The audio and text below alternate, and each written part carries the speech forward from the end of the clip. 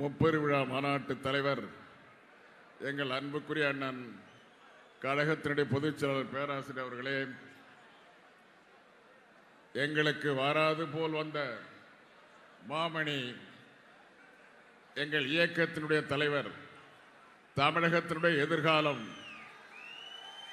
நம்முடைய தலைவர் தளபதி அவர்களே, இந்த நிகழ்ச்சியிலே பங்கேற்கின்ற நம்முடைய அன்புக்குரிய அண்ணன் புதிய பொருளாளர் அண்ணன் துரைமுருகன் அவர்களே, இந்த நிகழ்ச்சியில் வரை தந்து வாழ்த்துரை வழங்கிய துணை பொதுச் செயலாளர் அண்ணன் ஐபி அவர்களே, அன்பு சகோதரி சுப்புலட்சுமி ஜெகதீசன் அவர்களே, தம்பி துரைசாமி அவர்களே, இந்த மாவட்ட மாநாடு போல நமக்கெல்லாம் பெருமை அளிக்கக்கூடிய வகையில் இந்த முப்பெரு விழாவை தலைமை கழகத்தின் சார்பில் மிகச்சிறப்பாக இந்த மாவட்டத்தில் மிகப்பெரிய எழுச்சியும் விழுமிய கருத்துக்களும் மிளரக்கூடிய இந்த மாநாட்டு திடலில் தலைவர் அவர்கள் பேச இருப்பதற்கு முன்னால் இங்கே கருத்துரைகளை ஆற்றுவதற்கு வழிவகுத்து தந்த நம்முடைய தம்பி மாவட்ட செயலர் பொன்முடி அவர்களே,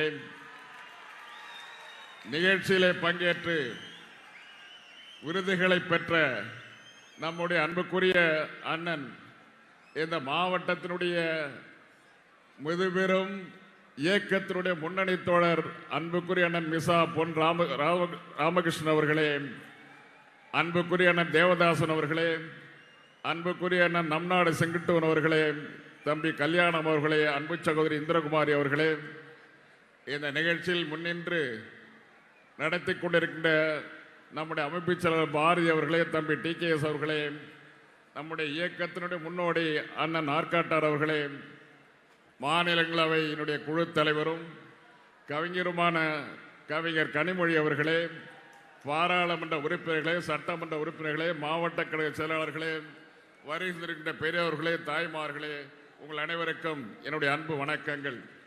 மிகச்சிறப்பாக நடந்து கொண்டிருக்கின்ற இந்த விழுப்புரம் முப்பெரு விழா நிகழ்ச்சியில் நான் பங்கேற்கின்ற பொழுது எனக்காக ஒரு இடத்தை நம்முடைய தலைவர் தளபதி அவர்கள் தந்திருக்கிறார்.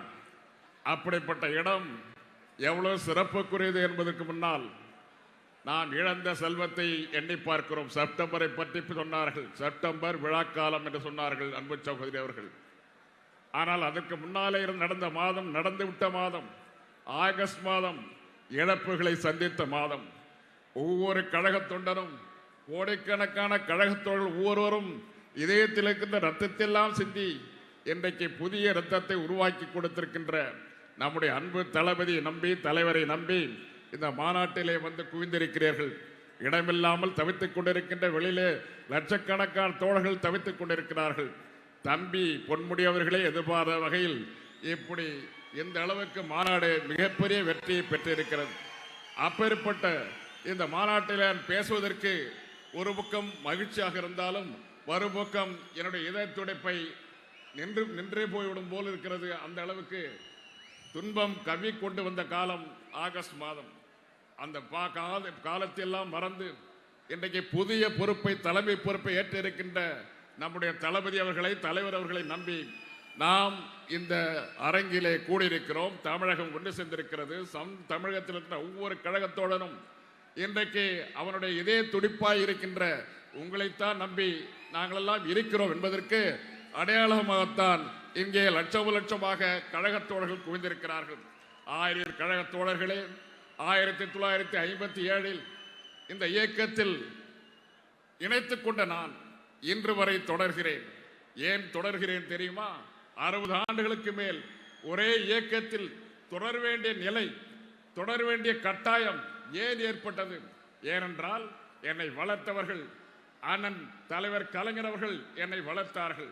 அண்ணன் முரசை மாறன் அவர்கள் பயிற்சி அளித்தார்கள். அந்த பயிற்சி மட்டுமல்ல, கழகத்துக்கு ஆற்ற வேண்டிய பணி எப்படி ஆற்ற வேண்டும் என்று பயிற்சி அளித்தது நம்முடைய அன்பு தலைவர் தளபதி மு.க. ஸ்டாலின் அவர்கள் தான். 1974 மாவட்ட துணைச்செயலராக, சென்னை மாவட்ட கழக துணைச்செயலராக என்னை ஆக்கிய பெருமை, எனக்கு பெருமை படைத்தது அவர்தான். 74 பிறகு 82 மாவட்ட செயலராக என்னை பணிய வைத்தார்கள். 82க்கு பிறகு 86 பாராளுமன்ற மேலவை உறுப்பினர்களாக என்னை ஆக்கினார்கள். அதற்கு பிறகு தொடர்ந்து ஆட்சியிலே பங்கேற்க சொன்னார்கள். ஆட்சியிலே பங்கேற்றோம், கழக பணியாற்றினோம், மிசா கொடுமைக்கு ஆட்பட்டோம். எல்லா காலத்திலும் எனக்கு பயிற்சி அளித்த அந்த கடமை உணர்வு அவருக்கு இருந்தது. அந்த மூவருக்கும் நான் நன்றி கடன் பட்டிருக்கிறேன். என்னை உருவாக்கிய தலைவர் கலைஞர்களுக்கும், எனக்கு பயிற்சி அளித்த மாறன் அவர்களுக்கும், கழகத்தில் பயிற்சி அளித்து என்னை ஒவ்வொரு பொறுப்பையும் சுமக்க செய்து அதில் இப்படி பணியாற்ற வேண்டும் என்று சொன்ன பெருமை நம்முடைய அன்பு தலைவர் தளபதி அவர்களுக்கு உண்டென்று சொன்னால், அப்படிப்பட்ட நம்பிக்கை வீண் போகாமல் இது தொடர வேண்டும் என்றால் இந்த இயக்கத்திலே நான் தொடர்ந்து பணியாற்ற வேண்டும். அது எந்த பணியாக இருந்தாலும் சரி. உண்மையை சொல்ல போனால் அவர் இந்த பொறுப்பை ஏற்றுக்கொள்ள வேண்டும் என்று சொன்ன நேரத்தில் நான் சொன்னேன், எந்த பொறுப்பை வேண்டுமானாலும் நீங்கள் அளித்த பொறுப்பை நான் உங்களுக்கு நம்பிக்கையாக நடந்து கொண்டிருப்பேன், ஆனால் நடக்க முயற்சியிருப்பேன். இனிமேல் கொடுக்கின்ற பொறுப்பிலும் அப்படித்தான் நடப்பேன்.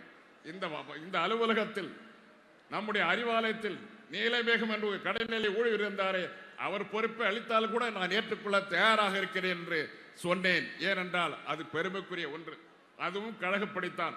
அப்படிப்பட்ட கழக பணியை நான் ஆற்றுவதற்கு என்றைக்கும் நம்முடைய தளபதி அவர்களுடன், தலைவர் தளபதி அவர்களுடன் இந்த இயக்கத்தோடு ஒன்றிணைந்து என்றைக்கு பாடுபடுவேன். தியாகங்கள் எத்தனை தியாகங்களாக இருந்தாலும் அந்த தியாகத்திற்கு என்னை முன்னிறுத்திக் கொள்வேன் என்று உங்கள் முன்னிலையிலே நான் உறுதி கூறி, இந்த பணியை தளபதி அவர்கள் இட்ட பணியை, தலைவர் தளபதி அவர்கள் இட்ட பணியை தொடர்ந்து செய்வேன். தொடர்ந்து செய்வதற்கு ஆக்கம் ஊக்கமும் உங்களிடமிருந்து நான் பெற வேண்டும். எப்படி பெற வேண்டும் என்றால், நீங்கள் என்ன நினைக்கிறீர்களோ, கழகத் தொண்டர்கள் என்ன நினைக்கிறீர்களோ அதை தலைமையிடம் சொல்லுவது என்னுடைய கடமை. ஒன்று விடாமல் என்ன சொல்லுகிறீர்களோ அந்த உண்மைக்கு கொஞ்சம் கூட புறம்பில்லாமல் அவரிடம் சொல்லி அவர் என்ன கிட்ட கட்டளையை உங்களுக்கு தெரிவிப்பது என்னுடைய முதல் கடமை என்று நான் உணர்கிறேன். ஏனென்றால் அதை நீங்கள் எதிர்பார்க்கிறீர்கள். அப்படி எதிர்பார்ப்பிலே தவறு கிடையாது.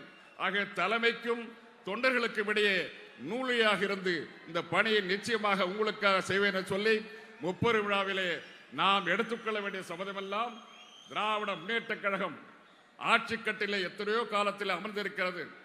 ஆட்சியிலே அமராதவர்கள் அல்ல. ஆட்சி முதல்வர் நாற்காலியாக இருந்தாலும், அமைச்சர்கள் நாற்காலியாக இருந்தாலும், எல்லோரும் தலைவர் கலைஞர் அவர்கள் முதற்கொண்டு, துணை முதல்வர் முதற்கொண்டு எல்லோரும் அனுபவித்த நாற்காலிகள் தான். அவையெல்லாம் நமக்கு புதிதல்ல.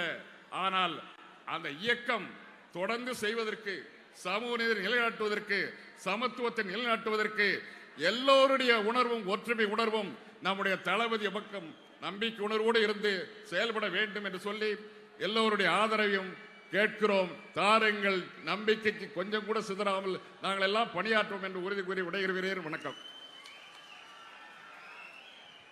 அடுத்து கழக பொருளாளர் அண்ணன் துரைமுருகன் அவர்கள் உரையாற்றுவார்.